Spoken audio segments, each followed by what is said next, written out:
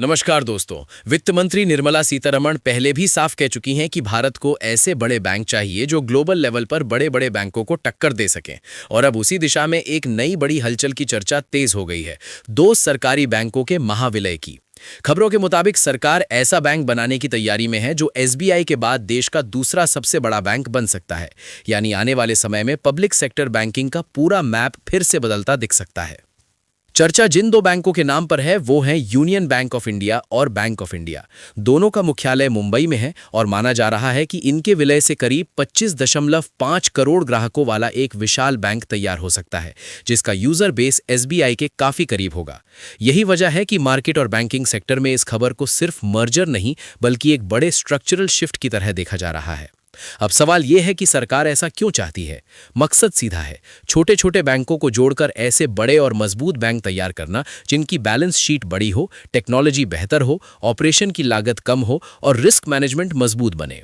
Union bank of India और bank of India के विलय की चर्चा भी इसी सोच से जुड़ी बताई जा रही है कि खर्च घटे, एनपीए कंट्रोल में आए और बैंक की कार्यक्षमता बढ़े, ताकि भविष्य में कैपिटल और क्रेडिट ग्रोथ का इंजन ज्यादा मजबूत बन सके।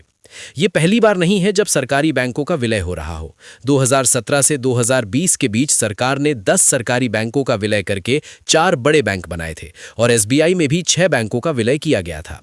उस दौर के बाद पब्लिक सेक्टर बैंकों की संख्या 27 से घटकर 12 रह गई थी और अब अगर ये नया मेगा मर्जर होता है तो एक बार फिर वही कंसोलिडेशन वाली कहानी आगे बढ़ती दिखेगी। अब आम आदमी के मन में सबसे बड़ा सवाल, इससे ग्राहकों को क्या फर्क पड़ेगा।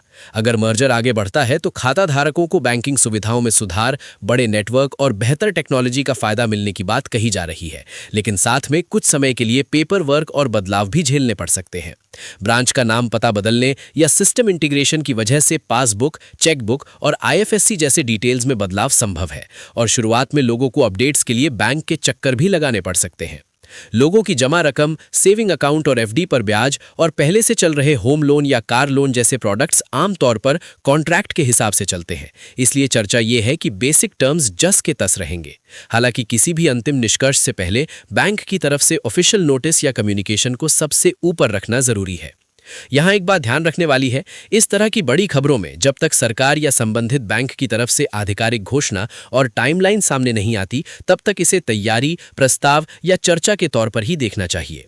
अगर आप चाहें तो जिस सोर्स या आर्टिकल से ये खबर ली गई है उसका लिंक या पब्लिकेशन नाम भेज दीजिए, ताकि उसी के आधार पर मैं उसी भाषा में बिल्कुल सटीक और ज्यादा भरोसेमंद स्क्रिप्ट फाइनल कर दूं।